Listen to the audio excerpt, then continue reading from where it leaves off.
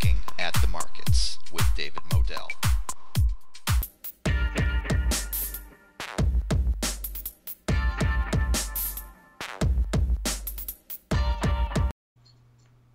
Welcome to Looking at the Markets with David Modell. I'm back with my frequent guest. He is Mr. Seth Golden from the Golden Capital Portfolio and from PhenomGroup.com, which is in progress and in the rollout process. And I'm really excited about his outlook for 2018 and a look back at how the Golden Capital Portfolio did in 2017. So, Mr. Golden, welcome back to Looking at the Markets. Thank you for having me back, David. Thank you for the introduction. Absolutely. It's always a pleasure to have you here and to tap into your insight. So, yeah, it's been quite a year for you. Pretty hectic, to say the least, but also very profitable. Can you walk the viewers right now through your year, 2017, and some of your appearances for the better and for the worse in the media headlines? Yeah. 2017 was a unique year for me. Over the last, let's say 5 years, I've kind of flown under the radar in my little, niche of the world. I had a more public profile so far as a sell-side analyst covering a bunch of companies in the CPG space. But I didn't, broadly develop my VIX strategies until late last year, and once I kind of went public with them, they started to gain traction, and it kind of hit is it apex? Is that the word? That's apex this year. So yeah, around the middle of the year, I was contacted by New York Times. They had stumbled upon some of my research related to my trading strategies on the VIX and VIX derivatives. And, they did a really, really good, nice piece on shorting volatility. And then, they kind of centered it on my participation and the work that I've, done for the Golden Capital Portfolio, my clients. And it was a really nice piece, and it just kind of took on a life of its own. And before I knew it, I had a bunch of new followers on Twitter and, on some of the different social media networks that I participate in, which is great, because I'm always willing to share, what it is that I know about, or just share ideas in general. But with the good, there's the bad. And the bad is, unfortunately, not everybody likes to see success. They don't, or if maybe it's not that they don't like to see people succeed, it's that they want to poke holes in that success. They want to see where you could possibly succeed and then fail. And they highlight that more so than what you have done successfully and what the potential is for other people to learn from your success. So, from the New York Times article, there was, some articles in Zero Hedge that came out, and there was some commentary about me from some of the CNBC fast money traders like Josh Brown, who goes under the profile, the reformed broker. And he's a good guy, don't get me wrong. I've had conversations with him on Twitter.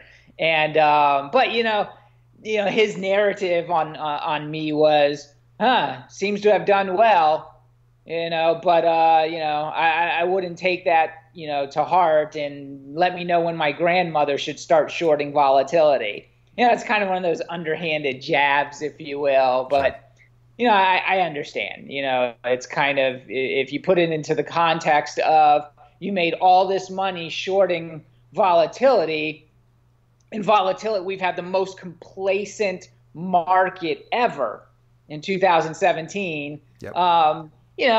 Where are we going to go but up with volatility in 2018? I think that's how he looked at it, right? Why he kind of colored it that way. So Yeah, it's been fun, that's for sure. Just getting to meet a whole bunch of new people, and garner some new interest in what I'm doing, and just the general volatility complex in and of itself. I think that's a justice to the trading community, or it's a service to the trading community, that I'll take the hits, I'll take the jabs if it's if the offshoot is that it helps other people. I'm okay with that. Yeah, absolutely. And honestly, you've done quite well. They can try to poke holes in your methods if they want to, but they cannot argue with the numbers. So let's talk about the numbers for the Golden Capital portfolio. How'd you do in 2017? So yeah, my goal in 2017, because 2015 was such a fantastic year. We did on capital that was invested in the portfolio. The capital that was invested, we had a 212% return. Which nets out to just under 100% for us that year of returns. So that was the goal this year, and we exceeded that goal. We had over 227% returns on the capital that we invested, which equated to around 111% total return. So we had a fantastic year. Yeah. For the people that say, well, you only deploy X amount of capital, so how can you generate those type of returns? I say, well, we do a lot of scalping. We do a lot of, swing trading. And, if something goes from 28, let's say UVXY goes from $28 to $27, I take my profit at $27. It goes back up to 28. I put it back on. Yep. And there's been so many occasions where you could have done that this year. I mean, I just can't count it. Every single week or every single month, there's so many times that you could have done that. And it's not just with volatility, but I'm a trend follower, and I can sense when a stock is in a trading channel. That's ideal. Yep. For a trader such as myself, that's ideal. Stock gets stuck in a trading channel, and it just keeps swinging back and forth from the high of the channel to the low of the channel. And I just keep playing it within that channel. Yep. Time and time again with the same capital. So, yep. So without getting into too much detail, what drove this outperformance? Talking about literally doubling your money this year again. You've done that before. So what kind of details can you just give briefly? Yeah, so the majority of the returns came from volatility, VIX leveraged ETFs and ETNs, UVXY, VXX. I did a lot more VXX trading this year than I had anticipated, and it's mainly because UVXY has had two reverse splits this year. Yeah. So the share price, it just gets down so low that there's just not a lot of beta movement in the stock. So if I want more bang for my buck, I need something that's going to, give me greater dollar moves, every day. Yeah. And that was VXX toward the back half of the year. So VIX the VIX products were definitely the bulk of my returns, but, your retailers, I played retailers all year long. Target, Macy's, Kohl's. Most of these trades I posted to Twitter, for my followers. I think there's some 20 odd trades on Target, and 10 on Kohl's and Macy's and JCPenney even. So definitely VIX number one. The retailers number two. I had some really good trades on Fitbit as well this year, and they'd even hit my price target just a few weeks ago. There you go. Very good, sir. And people really ought to be, if they're not already, checking you out on Twitter. The handle for Seth Golden on Twitter is @SethCL, and that's on your screen right now. Also, if you want to check him out on StockTwits.com, which is a financial message board, you can subscribe to him and check out his tweets there on StockTwits, and the handle there is @SethMarcus. But if you really want to get the full scoop, you want to sign up for PhenomGroup.com. Sure, Seth will tweet some of his trades, but if you want fuller explanations of his trades, if you want regular reports, if you want to talk with him in the chat room, which he will be in very frequently when he fully opens up phenomgroup.com to the public very soon. That's really the way to do it. Just getting the tweets is not enough if you want the full picture. So let's go back to, retail, because you were just talking about how well you did that in 2017. You generated nearly 30% in returns in Target, TGT, this year, when the stock was down double digits. That seems counterintuitive. How is that possible?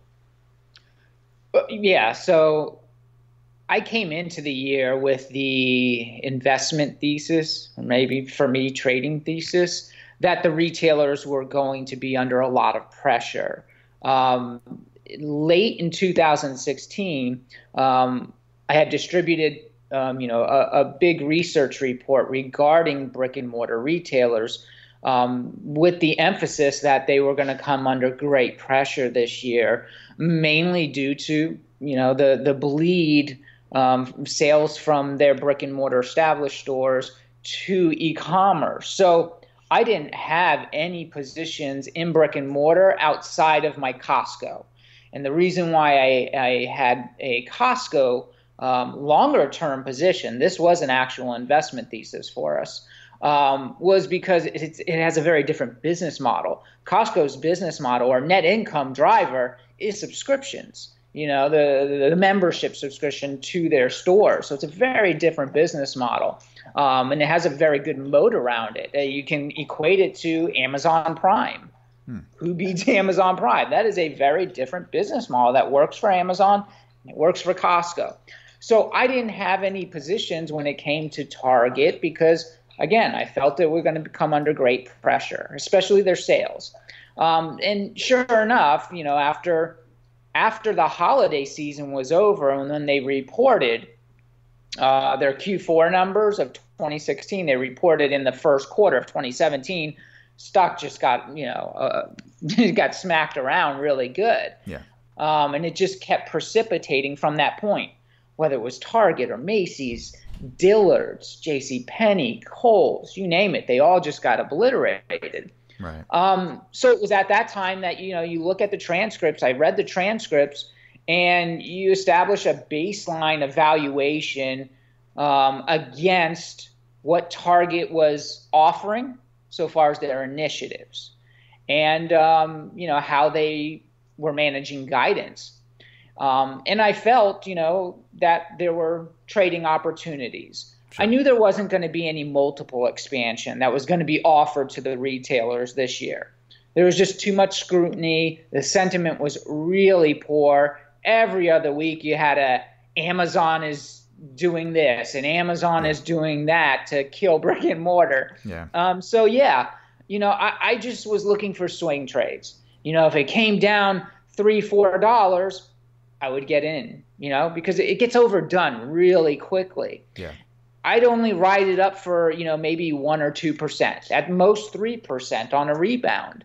And that's what I did all year long. And we're talking about, 20 to 22 or 23 trades that I did on Target this year. The longest I ever had to hold one, I think, was 2 months. And I believe that was a trade that you and I were, both shared at the beginning of the year. Mm-hmm. And we both did well on that one. We didn't have to hold it very long. Yep. But that was how you traded retail this year. You bought the dips and you sold the rips. Yeah. And if you stuck to that, you didn't get trapped, and you didn't have to, spend, or allocate more capital to the same instrument that was dead money for the bulk of the year. I mean, the retailers didn't perk up until December, so if you just stuck to that mantra and that discipline of, buying the dips and selling the rips, you would have stayed in good shape and not trying to extrapolate, 5-10% on a trade. You do these 1%ers and 2%ers in repetition. Yeah. You keep your risk low and you generate, really good compounding growth in your portfolio throughout the year. So I wasn't greedy. I was nimble and active. Sounds like a recipe for success. No, so that's Target. Also, Fitbit you did quite well with. Again, Fitbit went down, and yet you managed to make a profit just like you did with Target. Is it the same story, basically? No, it's a little bit different there. I started the year out owning Fitbit, and I had to actually, that's one that to some degree I got stuck in, but I understood the fundamentals enough to realize that there was going to be a trough, in their business cycle. So if I managed to, buy during that trough, I could cost average, get a better cost average basis, and ride it back up, when it was on the upswing. And that's what happened this year. Towards the middle of the year, I was buying shares in the $5 range, and my price target after Q1 was $7.25. I said probably the best the share price is going to be able to do is $7.25. It wasn't, some, $9-10 target, that a lot of, people promote in social media or on these, different forums. It was realistic because, this is a hardware-centric company with one product, basically. And the markets investors don't like that business model. It's a really tough business model. There's no reoccurring revenues. But, as the quarters dragged on, the company was showing improvement in inventory management, improvement in their, they had beats on bottom lines and top lines, and they were showing really good supply-demand equilibrium that should be able to get them to a point of profitability in 2018. So the longer that the year carried on, and they showed this trend of improving results, the share price did start to slowly but surely tick up. Yep. And just the last week or the week before, my price target was hit, $7. And it hit, I think, a high of $7.31. Right. So I was able to cost average and basically extrapolate this, the profit out of that position and reduce my overall exposure to the name. I do. They had some really nasty headlines the last week where some of the analysts said that, the inventory was starting to build up in stores again, even during the holiday season. So the stock, I think, has fallen another, back down 15% from since when it hit my price target. But, when it hits your price target, stick with the discipline. That's your price target, sell. Yep. So I reduced a lot of my exposure. And, I'm still holding on to shares because I still believe in the story, but it's nothing of consequence in my portfolio. Sure. And, there's the potential for them to surprise. And because they've got so much cash on hand, you never know. Mm-hmm. You never know. Something could happen, whether it's somebody takes them over or they take somebody else over that has a reoccurring revenue business model, because the street likes that. Investors like reoccurring revenues. Yeah. And that's something I would believe the company is seriously contemplating. And so, they want to get into the medical or the healthcare industry more deeply with over almost $700 million in cash and absolutely no debt. For them not to be looking at a serious healthcare providing business model at this point seems a little out of touch. Yeah. So. All right. Something to think about. Some shares. Yeah. Gotcha. So you've been written about in articles extensively, some good, some less good, but that's how it goes, right? Once you start to gain a big following, you're going to have to expect that, I think. And you've also written some articles yourself, quite a few actually. You've tried to warn people about certain investments they may not want to make, and you've tried to help people get into investments that might be favorable, and from what I've seen, they've turned out quite well. You've written for, and I recommend people check out your articles on seekingalpha.com as well as talkmarkets.com. Would you be able to highlight right now some of the articles you've written that you remember as turning out to be some of your best ones? Yeah, I think a lot of them are VIX, VIX related articles. I one of the reasons why I participate in the volatility complex because I understand the nature of the investor psychology. And when you combine that with the nature of volatility, you can draw out a thesis. And the thesis that I have is that the nature of volatility is such that people become desensitized to it over time. Yeah. So I wrote an article earlier this year forecasting, a new all-time low would be achieved in the VIX, in the VIX reading itself. And no more than, a couple months later, sure enough, it happened. I was the only, I don't want to sound like, but, I made that call, Yeah. I had not seen anybody else articulate the thesis that I have and make the call on the VIX that I did before. But I felt confident that my thesis is correct. And eventually, I didn't know it was going to happen this year. It could happen next year. It could happen 10 years from now. Right. But as a thesis, all of my research added up to the fact that the VIX would eventually find another all-time low. And in fact, it searches for it, which is, combined with the VIX exchange-traded products. That's what they do. Yeah. Your UVXYs, VXXs, and TVIXs, they're all hunting out, based on term structure, they're all hunting out new all-time lows. Yep. It's just a matter of when they find them. Right. So that was I think that was some of the best work that I contributed, to publication, and the other works I think were on target. And some of the videos you and I did, David, I was able to pinpoint through reading the transcripts and just my background in understanding the company and covering the company. I've been covering Target since 2012. So, my history and understanding of that business model is pretty relevant and strong, I think. And I was able to rationalize when the company was actually sandbagging, their guidance. Yeah. And I had mentioned it in our videos. I had mentioned it in one of my publications, and I think like a month later, in between the second quarter, after delivering second quarter results. Oh no, I think it was after delivering first quarter results. I said they were saying, and like a month later, they raised guidance. Yeah. Yep. So, the proof is in the pudding, and that's another call that I made that I think helped investors not only feel comfortable in allocating money to Target, but kind of sticking with the name, and there was.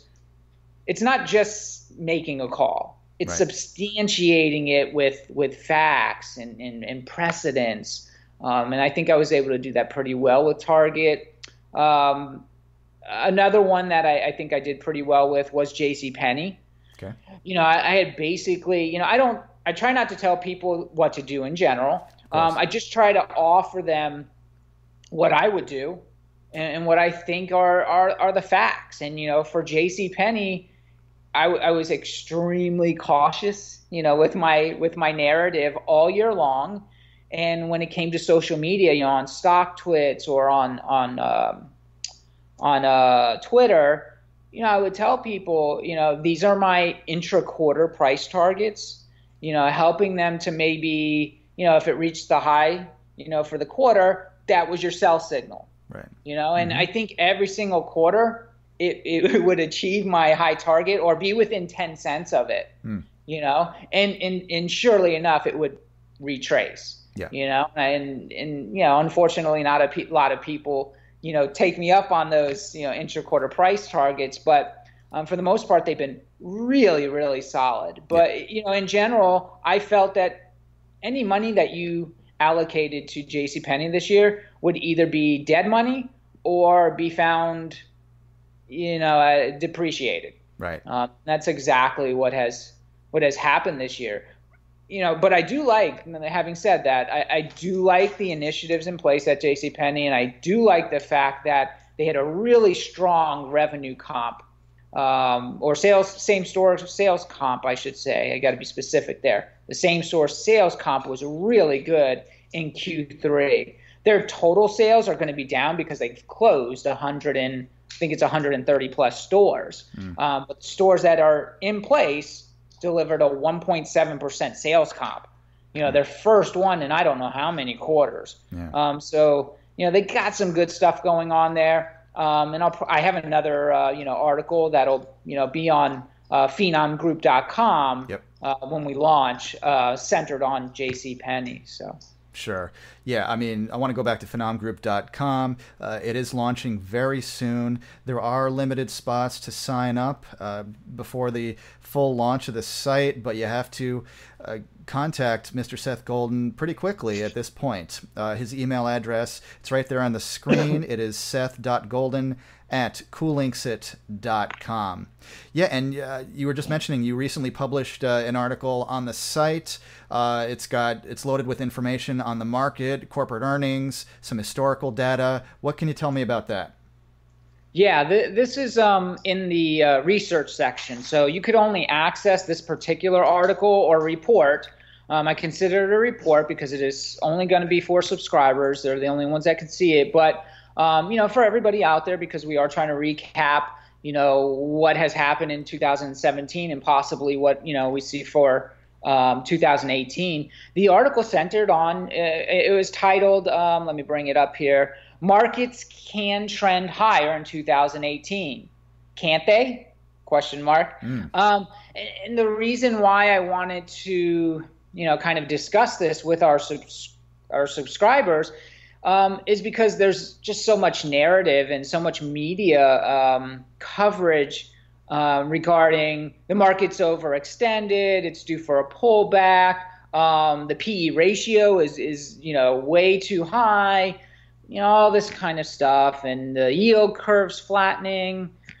So I kind of wanted to touch on the most important elements of why the market has been trending higher and why it possibly can continue to do so in 2018.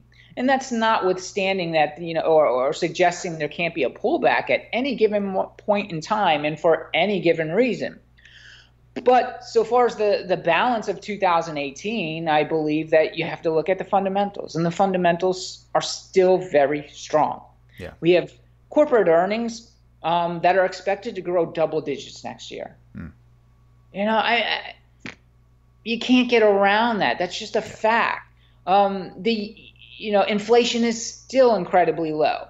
We have a 10-year yielding still less than 2.5%. These are really strong fundamentals that push people into equities. Investors, portfolio managers, asset managers, they have to generate yield. And to date, that yield is going to be found in the equity markets. Yeah. It's just a fact of, where we are in our economic cycle right now. Right. The other factors are, Morgan Stanley did this study recently. They partnered with Charles Schwab to look at, cash balance. And the cash balance is at record lows for Charles Schwab, brokerage accounts. Yeah. Whether it's retail investors or the institutional investor, they're all in the equity market, and they're all participating at record levels. And some people say, well, that's a bad thing. The retail investor gets in last, but they were saying that at the beginning of 2017. Right. It was the exact same verbiage in the beginning of 2017. Another factor is share buybacks. Yeah. Share buybacks, they basically reduce flow. I'm not gonna, judge a company as to whether they're using their cash appropriately. And I'm not so sure that the average investor should be, really, factoring that in either, because there's ETFs out there, that you can play with, so you don't really have to focus on an individual company using their share buyback program to buy at the right times. Companies just, they don't work that way. Their number one goal is to reduce the float, make it easier for them to beat earnings in the next, in the next quarters and the next year. Sure. So you have all of these investors they're chasing fewer shares. There's fewer shares. It's supply and demand. And, when you have fewer shares and you have greater demand on those shares, what's going to happen? Markets are going to go higher, share prices go higher. It's just supply and demand. So whether it's corporate earnings, these share buyback programs, the general money flow into equity markets, searching for yield, I believe, with the support of, a good GDP and strong corporate earnings, the markets can trend higher in 2018. And that was the basis of this research report. Right. There's really good graphics in the report, a really strong narrative. And could I point out all of the, the potential pitfalls and headwinds for the markets? Absolutely. But we're talking about the balance of the year. Yeah. And, if you had focused on the potential pitfalls, 2015, 16, 17, and positioned for those pitfalls as opposed to the potential profit, you would have missed a huge move in the markets. Yeah. So I'm not saying don't be cautious. I'm just saying until the trend breaks, position accordingly and smartly. You don't have to buy individual stocks nowadays. There are fantastic ETFs out there that will give you the same exposure, to include those individual stocks in the ETF. So always remaining cautious, but looks like we won't be calling any tops today. All right, gotcha. So, and finally, tax reform. Hey, we got our tax reform before the end of the year, barely. So what are the implications? Again, we're not making predictions here or any investment advice or anything like that, but what are the implications of the passage of tax reform in the coming year? Unfortunately, until the companies themselves have enough time to evaluate, the tax reform and then, disseminate it to, to us, the investors, and to the analysts, in their quarterly conference calls, we don't have a finite way of knowing how it will impact them, quarter to quarter. The broad strokes, if you will, are that, it's invariably, positive. It's a positive because it brings down the corporate tax rate. But we still have to see how it's implemented, the tax reform bill. We have to see how it's implemented and when it's going to be implemented. There's still a grudge match, if you will. And some of the states will be, adversely impacted, negatively impacted by this tax reform bill. And I think New York is one of the biggest that is going to be negatively impacted based on kind of their demographics. Okay. So I think that even though it's passed, there's still going to be some tweaks to it so that all the states are kind of treated fairly with it. Because I don't believe, the existing format treats every state fairly.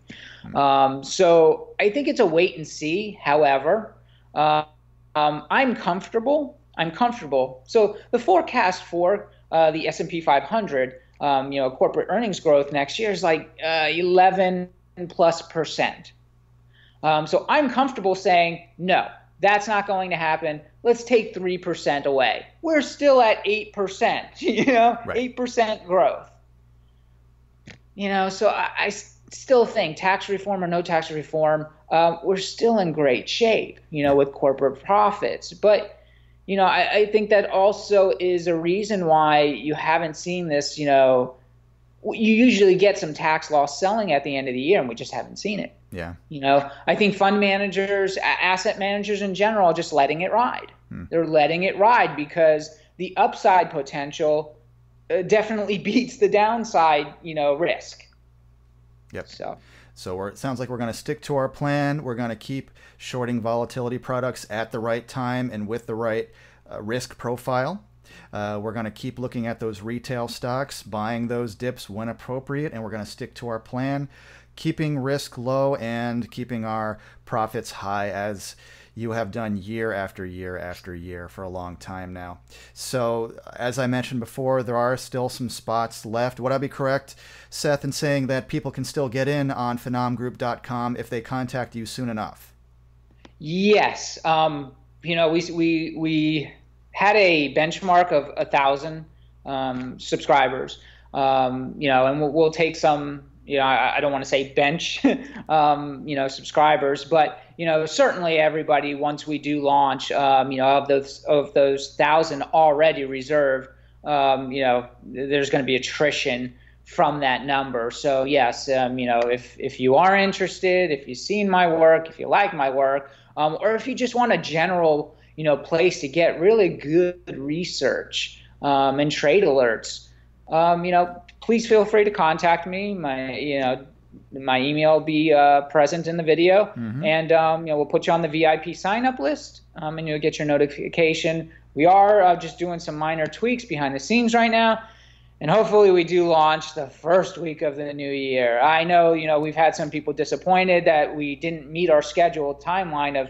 launching before Christmas Eve, but you know, we had some feedback and from some of our beta testers that you know, thought a halftime show would be a really good feature for the site. Yep. So you know, we went back and, you know, we saw where we could improve upon the website and implement a halftime show feature format, and so that, you know, kind of pushed us back a little bit. But the goal is to deliver, you know, a platform that has a lot of information, a lot of ability to share that information, and some really good research.